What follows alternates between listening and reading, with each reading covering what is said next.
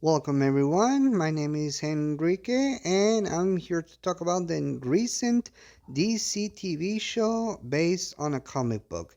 And this time we are talking about Creature Commandos. So, this is a weird beginning for DC, but that doesn't make it bad. It's just weird that we are beginning with creatures instead of, prominent superheroes that we already know. Although I should not complain about because James Gunn now is the director of all the DC shows as well as movies, along with his friend Peter Safran. Now, I don't know what the future holds for DC. I don't know if the entire infrastructure now run by Peter and James Gunn is going to be good or bad, but I know that they can handle it a lot better than other people in the past. And quite honestly, I hope they do well, at least well enough for Marvel to be a competition for Marvel, basically. This is a new beginning, and it's important to remember that because it's important that we all take advantage of all these imaginative stories and creations. So, with that being said, you're probably wondering who or what are the Creature Commandos? Like any other property owned by others, and like the Universal Monsters and the Marvel Monsters, this is a group made of monsters that we already know, like Frankenstein, monsters like the Lagoon Boys or vampires. But in this case, in the DC world, they are an operative team that fights all sorts of dangerous situations and crimes. Now, I haven't read any of the comic books or any of the media based on the Creature Commandos. I only know about it because someone already made reviews about these DC comics and TV shows and movies talking about the Creature Commandos. But I don't know very much about them other than those videos. The only thing I know is that they are now put into the DC world thanks to James Gunn.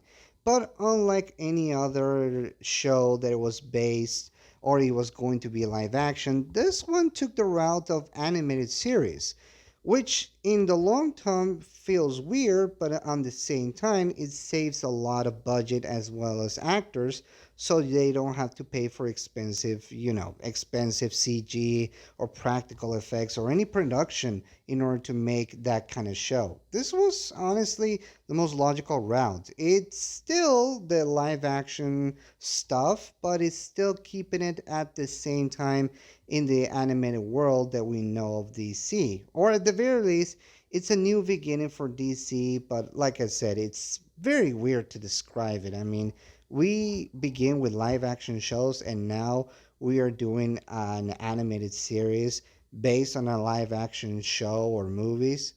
It's what I'm trying to say is that it's very weird to talk about it.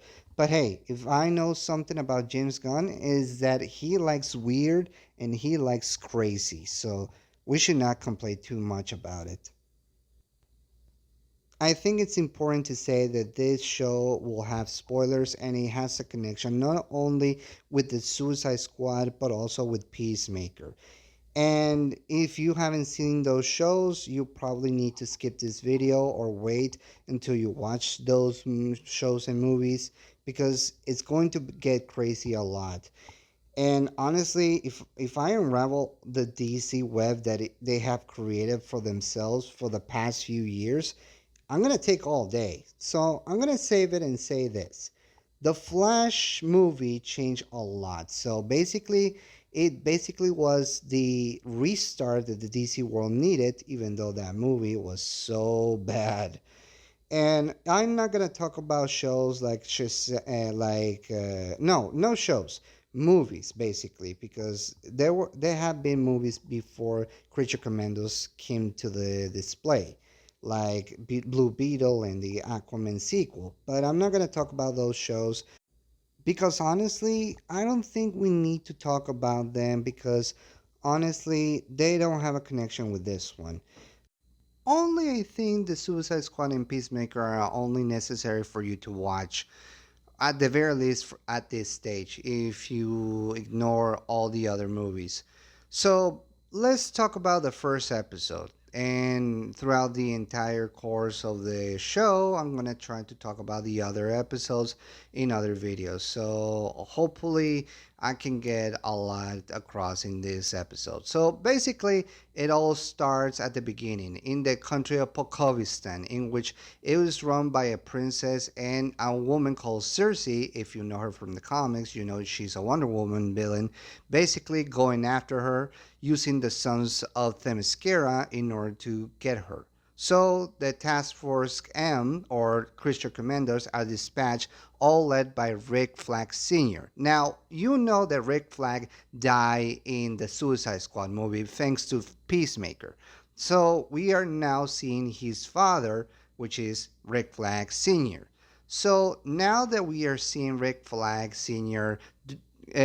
Order or and direct this new team, basically he goes to Pokovistan in order to keep the princess safe, which creates a romance between the princess, Princess Ileana, and Rick Flag. Now, the creature commandos in this case are comprised by the following creatures: the Bride from the Bride of Frankenstein, Weasel, which we saw in the Suicide Squad movie. As we all know, he survived and now he's still in the prison of Belle Reve. We also see Dr. Phosphorus, played by Alan Tudyk, which is a delight to see Alan Tudyk in a DC world. I mean, he has been in more DC properties, probably more so than Mark Strong, and that's saying a lot. But yeah, basically, he's there as Dr. Phosphorus. We are going to see more about him. But I'll be honest, he looks more like Blight than he looks Dr. Phosphorus. Unless I'm mistaken, because man, this guy looks pretty much like Blight from Batman Beyond. But regardless, let's keep it going. We also see Nina Zuri, which is basically based on the creature from the Black Lagoon. You know that creature from the Universal monster movies. But she's a woman, and basically she needs to live underwater in order to survive. Another creature that we saw is basically G.I. Robot, who is played by Sean Gunn. I should also mention that Sean Gunn voices not only the Weasel, but also G.I. Robot, and that's pretty much kick ass in my opinion. And I don't think I forgot any member. Oh, there's not exactly a member, it's actually a character that is related to the bride, and that is, of course, Frankenstein himself, played by David Harbour. And before you ask, yes, I know a lot of people say that Frankenstein is not the name of the monster, but the name of the doctor. But guys, he's actually Frankenstein. Dr. Frankenstein created him. That's his son. A lot of people have said in the past that yes, that is him. Yes, the idea of the book is seeing which one is the monster, not necessarily the creature that he created, but the mad scientist behind it. But you know what? I'm not gonna go into it because basically it's kind of a waste of time.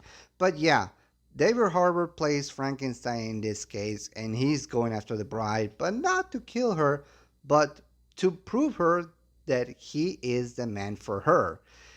It's crazy, I know, but it's in tone with the craziness of James Gunn's shows and movies, so that checks out. But yeah, the first episode is nothing exactly to home right about. We see Viola Davis as Amanda Waller back. I mean, it's good to see her, and honestly, Viola Davis as Amanda Waller is doing a pretty kick-ass job. I hate her character, but that's basically the point. And hey, I cannot complain. At least that was one of the few actors to survive the entire reboot of The Flash. So that's saying something. But regardless, is basically that. The first standard episode is basically seeing these characters. In each episode, we're going to see a flashback of them individually, but in this case, is the episode that introduces them to the world and introduces who they are, what they do, their quirks, their personalities. And in the meantime, we see Rick Flag getting chummy chummy with Princess Ileana. And while that is happening, Dr. Phosphorus is trying his damn best in order to get the detonator that blows everybody's head from Rick Flag, which creates a pretty kick ass fight between them. And honestly, I should probably mention the man who's behind the voice of Rick Flag Sr. is none other than Frank Grillo. And if you know him from the Marvel movies, you know that this is probably the best thing that could ever happen to him because now that he's no longer Crossbones, he's now playing a pivotal character in a TV show. And that's saying something because, Frank Grillo is pretty kick ass and he has always wanted to be in something more center, more of a main character like. And honestly, I love him as Crossbones because he was very sadistic and very dangerous. But hey, he got tired and they killed the character. So I think it's only fair that he is now in the DC world doing something more prominent.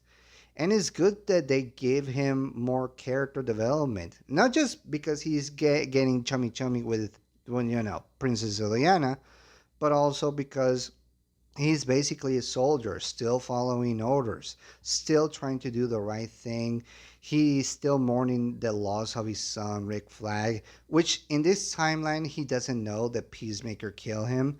He probably will find out when Peacemaker season 2 comes out, and that will create a lot of good drama. But in the meantime, yeah, basically, Frank Grillo's Rick Flag is doing pretty much all the heavy lifting. Basically, we're gonna see more of the characters. The Bride is going to be the main character of Creature Commandos, which is good. And honestly, it's the animation. Other than that, it's pretty fantastic. Pretty much, and the same style. I think from who was the artist? Sam Liu, I think. I can be wrong. Jim or no, it's Jim Lee actually. Now that I remember it, Jim Lee is the man behind all the designs in the animation of the Creature Commandos show. So that's good to hear, and it's good to see that the animation is up to par with basically a lot of the shows that came in the past, allowing the craziness of the James Gunn's writing to develop as well, but still keeping it focused on the DC world. And this show is building a lot towards that. But there's nothing too much to write home about the Creature Commandos first episode. In other episodes, we will see more, but for now, this was a very good beginning. I gotta be honest, I don't know how James Gunn is acquiring all these songs that he always uses in all his properties. I mean, Guardians, Peacemaker, The Suicide Squad, and now this. They have all great songs, and I don't know how he does it or how he finds it out, but if he has a playlist, man, he really has a good taste in music and music that I didn't even know existed. Seriously, this show has a lot of songs that I didn't know about, and one of them is in the intro. And the intro, hilarious as it is, it's definitely up to par with James's writing. But yeah, other than that, I have not much to say about the show. But don't worry, we will see more craziness in the other episodes. So I'm taking the slow burn for now. But yeah, so I don't know what you guys think about the first episode. If you like it or hate it or thought it was okay. So leave your comments in the comment section below. Other than that, I hope next time we can talk about the as episode 2. So other than that, I'm being Enrique and I'll see you next time. Peace.